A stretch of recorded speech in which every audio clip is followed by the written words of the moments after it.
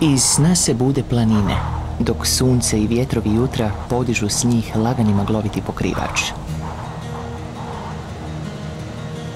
Rastrgani greben samarskih stijena uzdiže se iz šuma velike kapele poput začaranog zamka, poput ruševina neke tvrđave, koje je postavljeno ovdje da brani nešto skriveno, nešto veoma vrijedno, a ipak danas zaboravljeno.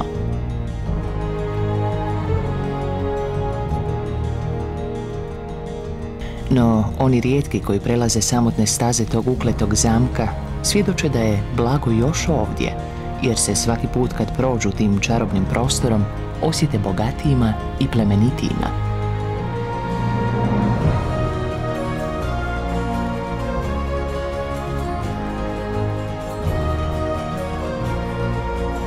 Priroda i njezine moći djeluju blagotvorno na čovjeka, samo ako im se to dopusti. Ostati u doticaju s tim izvorom tjelesnog i mentalnog zdravlja jednostavno je pitanje inteligencije, a potreba da zaštitimo ono što je još preostalo od tih izvora života dolazi iz čistog osjećaja zahvalnosti.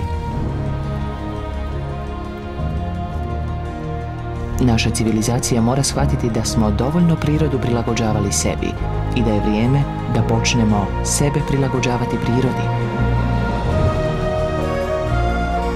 Ako uopće želimo opstati kao vrsta.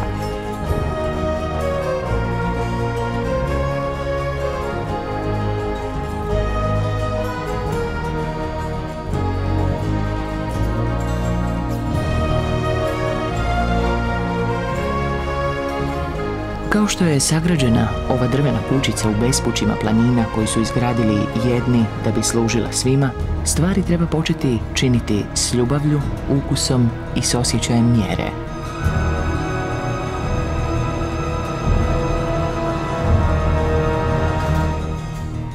U nadi da će jednom svanuti i taj veseli dan, pozdrav svima iz planinskih utvrda slobode.